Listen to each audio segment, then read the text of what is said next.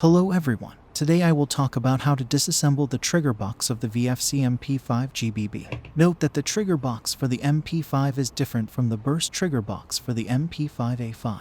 I will make another video to handle that. First, remove the two pins. Depending on whether you have an MP5 or MP5K, there may be slight differences, but the lower receiver is the same. Sometimes the pins are tight, so you can use a pin punch or other tools to remove them.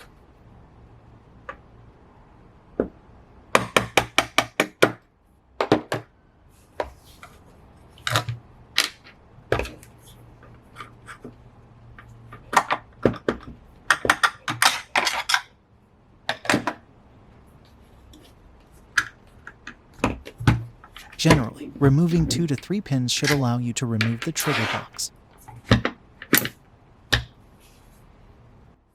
First, push the selector down and then wiggle it out.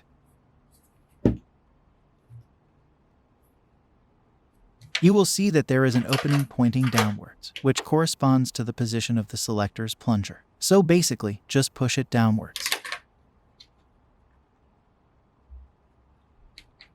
Then, look for a lever in the middle with a handle. Pull it down to remove the selector. Note that you may need to apply some force to do this.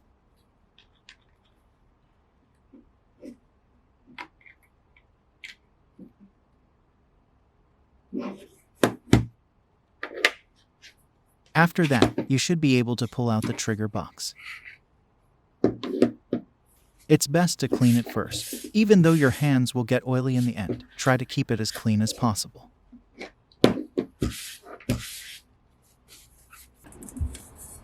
First, remove the cutoff lever on the left side. Look for the pin on the left and push it out from the inside.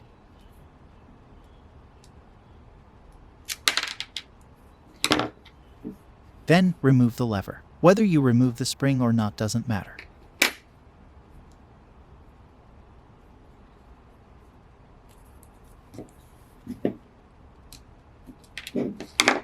Then, we need to remove the hammer. Push out the pin first and then push the hammer slightly forward to get it out.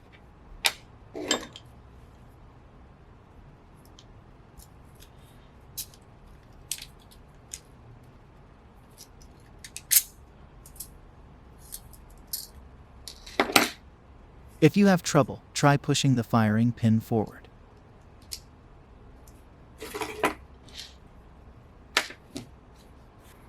The pin on the trigger is thinner.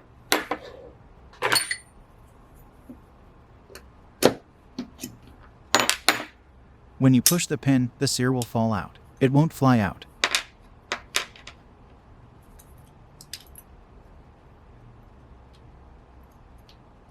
Then you can try to shake the trigger out.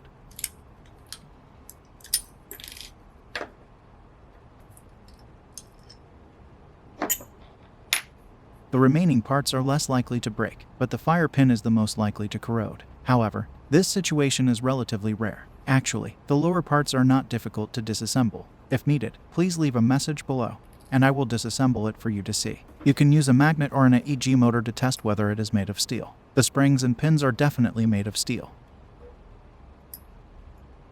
However, the original trigger is made of alloy,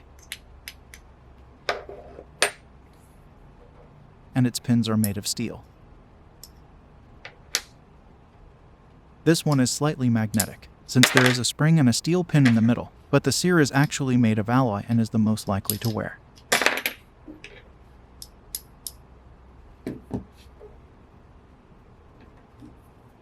In general, the easiest part to wear is one of the corners. If it wears, it may cause semi-auto fire to become full auto. Replacing it is actually very simple. Remove the pin, and the spring and plunger will come out.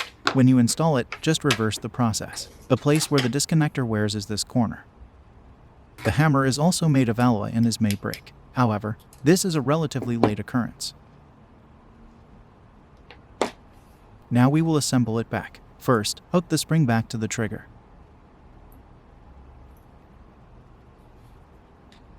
Then hook it up there.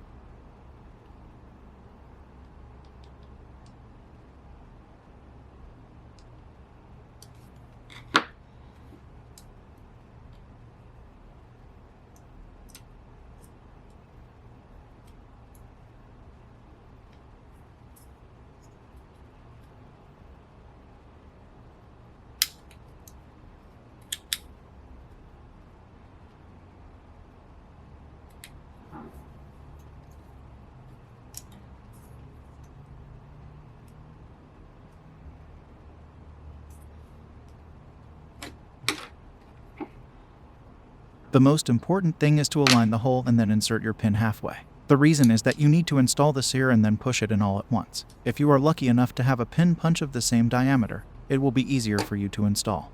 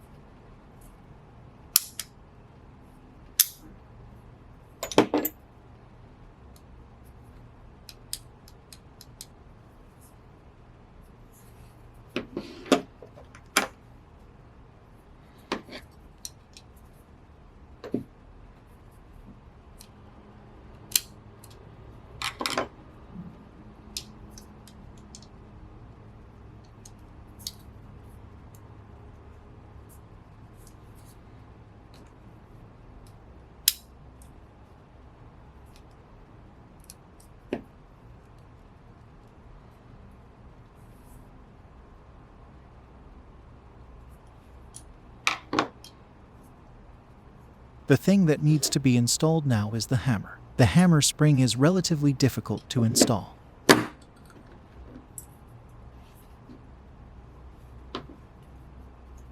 If you just try to force it in, it will get stuck and be difficult to position. There's actually a simpler way.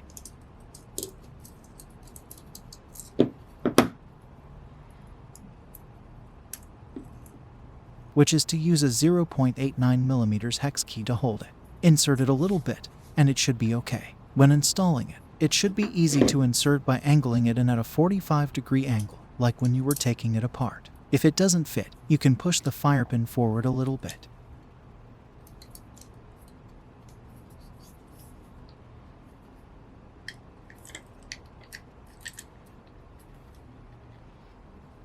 You'll see that the end is sticking out of the hole, but it's a bit harder to do in front of the camera.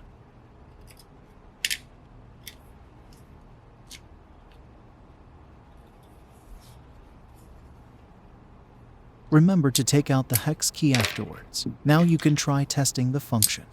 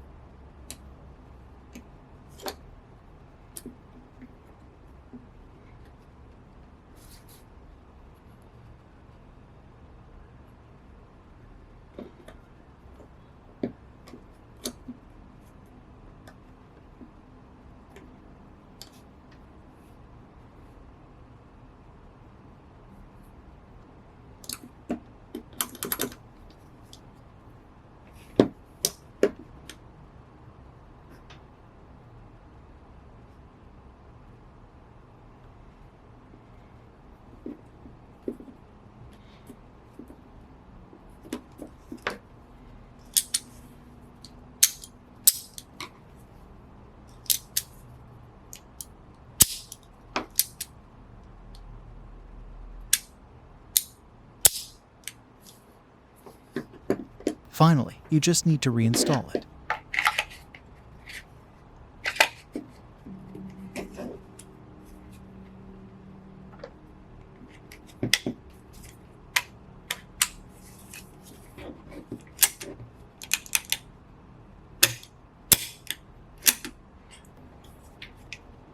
Next, I will also work on the MP5A5 burst trigger box, but it may take some time.